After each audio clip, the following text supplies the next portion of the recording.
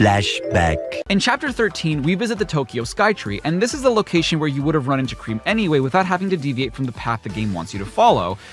If you've been talking to Cream every other chapter, that is. When scrubbing through my original footage, I noticed that I was going around talking to all the NPCs during this chapter, and Cream was nowhere to be found. I'm guessing that if you fail to talk to her even once, she won't show up at the next location, and so you won't really ever see her again. Daisy asks Cream what she's doing, just standing there, and she replies that she just got done walking around the Tembo Galleria in the Tokyo Skytree. Much like the Tokyo Tower before it, the Tokyo Skytree is a broadcasting and observation tower. Remember when I said that the Tokyo Tower was the second tallest tower in Japan and Cream said this was the tallest place around? The Tokyo Skytree is the tallest tower not just in Japan, but in the world, standing at 2,080 feet or 634 meters tall, and there's significance behind those numbers. Its height was chosen specifically because of how the numbers 6, 3, and 4 translate into Japanese: Mu, Sa, and Shi. Musashi was the old name of the province where the Tokyo Skytree stands today. Much like Tokyo Tower before it, the Skytree houses two different observational decks, one at 350 meters or 1,150 feet with a capacity of 2,000 people, and another at 550 meters or 1,480 feet with a capacity of 900. At night, the Tokyo Skytree illuminates in one of two different patterns, alternating each night: Iki and Miyabi. From what I understand, and please someone correct me if I'm wrong about this, the names Iki and Miyabi represent Japanese aesthetic concepts meant to evoke a certain style or feeling. This may not be an apt comparison, and I apologize if it's not, I'm just trying to relate to the best of my ability, but it's kind of like how we perceive the color purple to be majestic or a sort of royal color in Western culture. On one night, the tree illuminates to represent Iki, in other words, chic, stylish, or carefree. On other nights, it's meant to represent Miyabi, elegance, refinement. They express the concept that today is connected to tomorrow and that the future expands beyond that. Cream describes walking around the tower being like walking in the sky. She still kind of felt like she was floating. Apparently, it's so tall that Luigi's neck was hurting from trying to look at the top of it.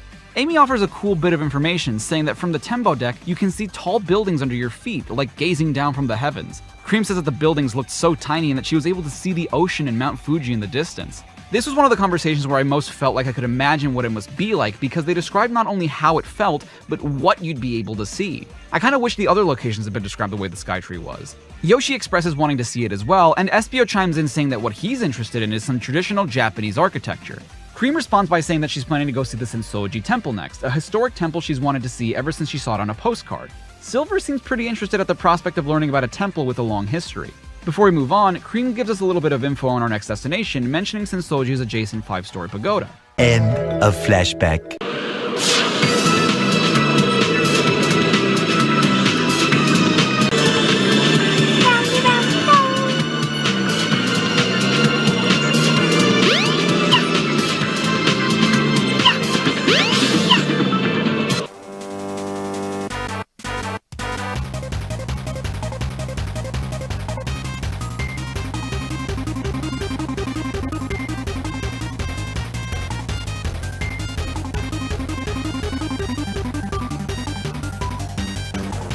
Don't get any ideas, Sonic. You have no idea what this vessel can do. How about I give you a little sample?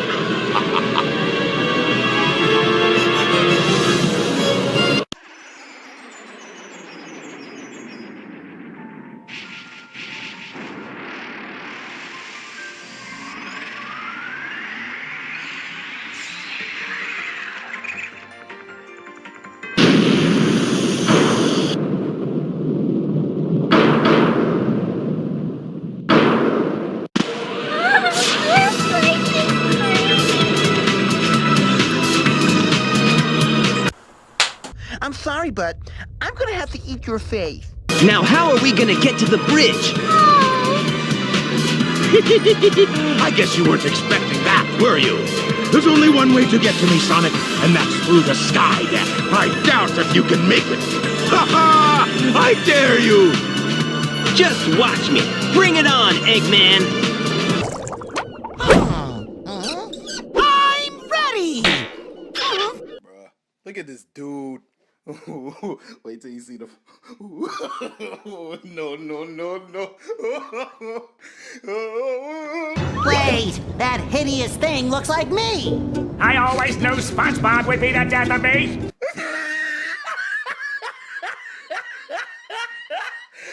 Look at the top of his head.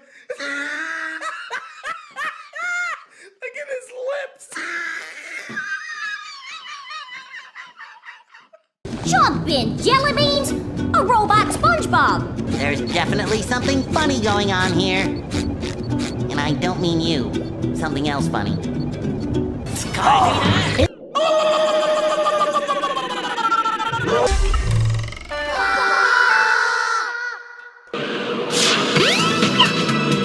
I think we should go up there.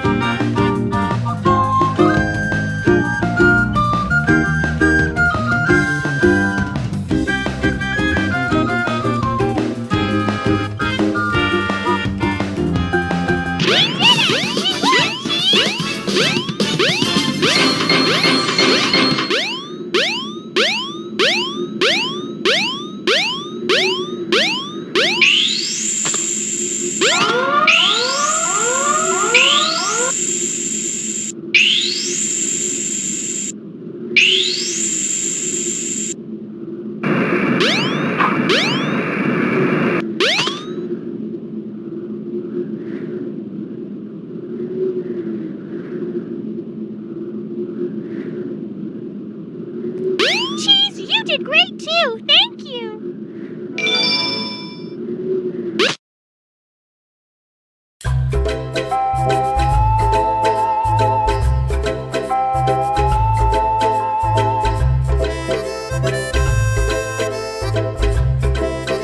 Oh, no, it was a dud. Useless machine. What? Ah! Ah!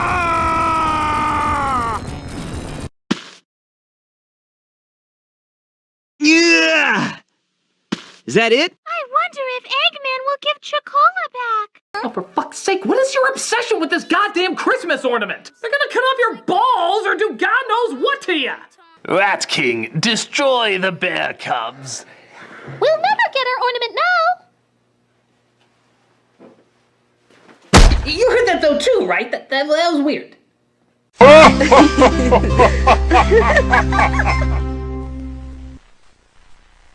And now for something completely different. Month for boys dinner.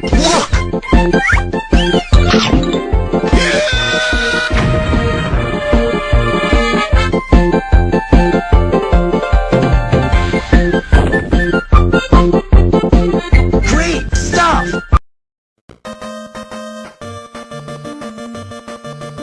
Chip 'n Dale Rescue Rangers was one of my favorite cartoons growing up, and the NES release was one of my favorite rentals. Due to its success, Capcom decided to make another one nearly 4 years after the initial entry. How does it compare to the original? Not that well, unfortunately. It feels very much like more of the same. There really weren't any new developments in the core gameplay. Chipper Dale still has to pick up boxes in order to fend off various pests in order to clear a stage. The graphical style, on the other hand, is in many ways a step backwards. The sprites and environments are about on par with Rescue Rangers, but that's the problem. Second installment should look more advanced than what came before, and this fails to do that completely. Chippendale Rescue Rangers 2 has gone up quite a bit in recent years, going for around $80 to $100 on average. It's quite good, and I like how the story unfolds in a more interactive fashion, but the first is better in every way. The music is better, the sprites and environments look better, and it's a fraction of the cost at $10 to $15 shipped. Unless you're a hardcore NES collector, stick with the original.